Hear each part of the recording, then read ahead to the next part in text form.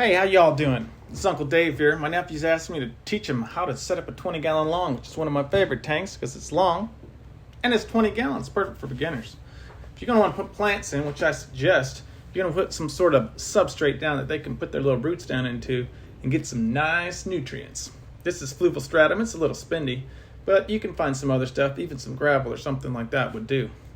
Go ahead and pour that in. Then those little roots are going to want some tasty fertilizers to eat on, so I like to put in some root tabs. These ones right here are from Aquarium Co-op, but whatever ones you want.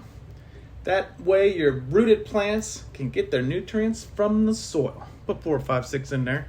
Then you're going to want to put your actual sand or something down there. You can buy some stuff at Home Depot or Lowe's. Pool filter sand works real well. It's a lot cheaper than the store-bought stuff.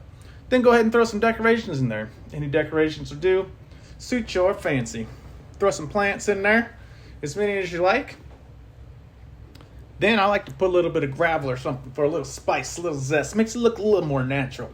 You can get that from your yard. Just make sure you wash it off real good. All right, now we want to add some water, but as you should probably know by now, tap water has chlorine, which will kill fish. So you got to put some dechlorinator in there. Then your plants that don't eat from the roots, that eat from the water column, like to have some fertilizer in the water. So a couple squirts, that'll do. Time to fill her up with water. A plate, a bowl, something like that will keep the substrate from bouncing around when you put water in. Now time to power up. Either keep your outlet above the water tank or use a GCI outlet so you don't shock yourself. Now this system I recommend, just all you need is an air pump. Any air pump will do. A little baby one's good to go. All right, that air pump's going to power your filter. It's called foam filter. They're pretty cheap and they work real well. If you have another tank with a filter in, you can go ahead and start your tank right away because it's already got bacteria in it. If not, no worries. We'll cover that in a sec. All right, you got to heat up your tank for most fish. 75 to 78 or so is good, but there's some fish that don't even need a heater. Snails, shrimp, and your guppies are an example. You're going to need a lid that will keep your fish from jumping out and trying to swim on the floor, which doesn't work. Also keeps the moisture from the room to a minimum.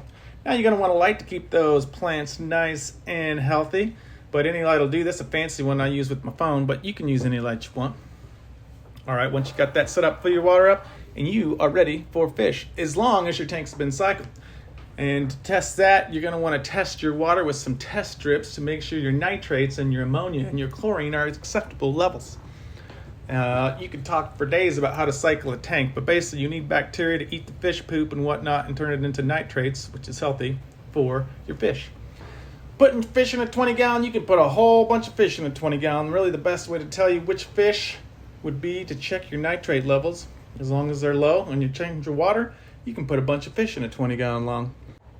All right, now make sure you don't feed fish too much, but you feed them just enough, and change your water as much as necessary, probably every couple weeks. Keep your tank nice and clean and enjoy your fish. Scientific study says it'll put you in a better mood. All right, catch you guys later.